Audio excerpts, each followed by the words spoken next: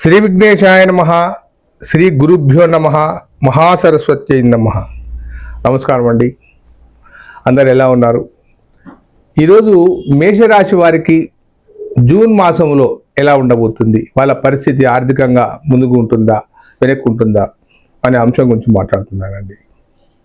అశ్విని 4 పాదాలు, భరణి 4 పాదాలు, కృతిక 1వ పాదం కలుపుకుంటే అది మేషరాశిలోకి వస్తుంది.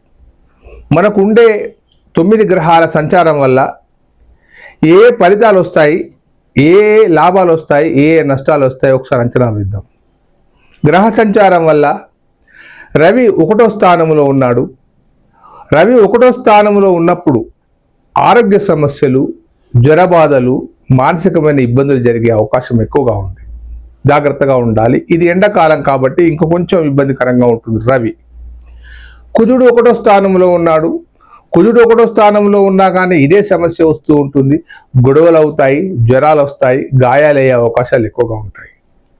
బుధుడు 3వ స్థానంలో ఉన్నాడు. వ్యాపారం చేసే వారికి కొంత మేరకు లాభదాయకంగా ఉంటుంది. కుజుడు 1వ స్థానంలో ఉన్నాడు. కుజుడు 1వ స్థానంలో ఉన్నప్పుడు కూడా రవి కలిగించే బాధలే కలిగిస్తూ ఉంటాడు. జ్వరబాధలు, గొడవలు జరుగుతూ ఉంటాయి. ఇకపోతే బుధుడు 3వ ఇంట్లో ఉన్నాడు. బుధుడు 3వ ఇంట్లో ఉన్నప్పుడు ఆర్థికంగా కొంత వెసులుబాటు ఉంటుంది. వ్యాపారం చేసే వారికి ఎవరైతే ఉంటారో వారికి అనుకూలమైన పరిస్థితులు కలుగుతూ ఉంటాయి. అంటే గొప్పగా సంపాదిస్తారని మాత్రం నేను చెప్పట్లేదు, కానీ ఇంతో అంతో మాత్రం ఆ దుకాణం సరిగ్గా నడుస్తూ ఉంటుంది, వ్యాపారం సరిగ్గా నడుస్తూ ఉంటుంది. గురువు 4వ స్థానంలో ఉన్నాడు. 2, 5, 7, 9, 11 స్థానాలలో గురువు ఉన్నప్పుడు మాత్రమే వివాహాలు కానీ, వ్యాపారాలు కానీ, ఆర్థిక విషయాలు జరుగుతూ ఉంటాయి. ఈ లెక్కలో గురువు 4వ స్థానంలో ఉన్నాడు కాబట్టి అంత పెద్దగా ఏమీ ఉండదు, నష్టం కూడా ఉండదు. ఇంటిలో ఒక సమన్వయాన్ని ఏర్పరుస్తూ ఉంటారు, చక్కని సమన్వయాన్ని ఏర్పరుస్తూ ఉంటారు. ఎందుకంటే గురువు జూన్ 2వ తారీఖు నుంచి కర్కాటక రాశిలో ఉచ్చస్థానాన్ని పొందుతున్నాడు కాబట్టి, అది చతుర్థాధిపతి అయింది కాబట్టి దానికి ఇంట్లో సమస్యలు లేకుండా ఒక పెద్దవారిలా నడుస్తూ ఉంటుంది. ఇకపోతే శుక్రుడు 3వ ఇంట్లో ఉన్నాడు. భాతృ సంబంధమైన అన్నదమ్ముల మధ్య విందులు వినోదాలు బాగా జరుగుతూ ఉంటాయి. మీరు ఆనందంగా ఉండగలుగుతారు. శని 12వ స్థానంలో ఉన్నాడు. ఈ మేషరాశి వారికి శని 12వ స్థానం అంటే శని నడుస్తుందని అర్థం. చాలా కష్టకాలం అని చెప్పవచ్చును. చాలా కష్టాల్లో ఉంటారు. ఈ మాసంలో ఇంకా కష్టంగా ఉంటుందని చెప్తూ ఉన్నాను. ఒక రాహు మాత్రమే ఏకాదశ స్థానంలో ఉన్నాడు. రాహు ఏకాదశ స్థానంలో ఉన్నప్పుడు ఆర్థిక వెసులుబాటు, అనుకోని అదృష్టాలు వస్తూ ఉంటాయి. మీరు ఈ డబ్బులు వస్తాయని అనుకున్నవి రావు. ఏదో ఎక్కడి నుంచో మీకు గతంలో రావాల్సిన బాకీలు వస్తూ ఉంటాయి. అనుకోని ప్రమోషన్లు వస్తుంటాయి.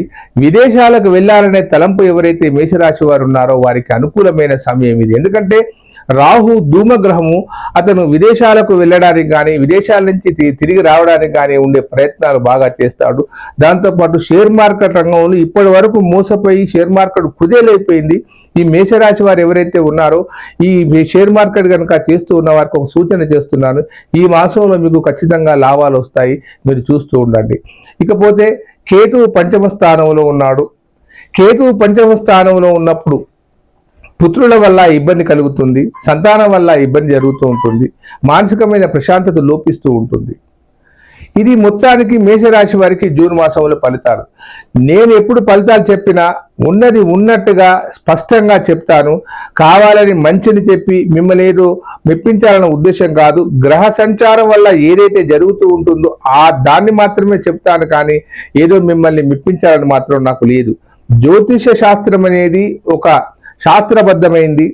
అది ఫలితాలను తారుమారు చేయదు, ఖచ్చితమైన ఫలితాలను చెప్తూ ఉంటుంది. దాన్ని అనుసరించి కనుక మనం ముందుకు వెళ్ళేదంటే ఖచ్చితంగా లాభాలు జరుగుతూ ఉంటాయి. ఇకపోతే మేషరాశి వారు ఎవరైతే ఉన్నారో వారికి దశలు ఎలా ఉన్నాయి, ఎప్పుడు ఏ దశ నడుస్తుందో ఒకసారి సూచనప్రాయంగా చెప్తాను. ముందు వీరి జీవితం కేతు మహాదశతో జీవితం ప్రారంభమవుతుంది. ఈ కేతు 7 సంవత్సరాలు ఉంటాడు. అలాగే శుక్రుడు 20 సంవత్సరాలు, రవి 6 సంవత్సరాలు, 33 సంవత్సరాలు దాటిన వారు ఎవరైతే ఉంటారో వారికి చంద్రమహాదశ నడుస్తుందని అర్థం. అలాగే ఈ వివాహ సమస్య విషయాల్లో కానీ ఈ మాసంలో మాత్రం వివాహ సంబంధాలు ఏవి మీకు అందుబాటులోకి రావు.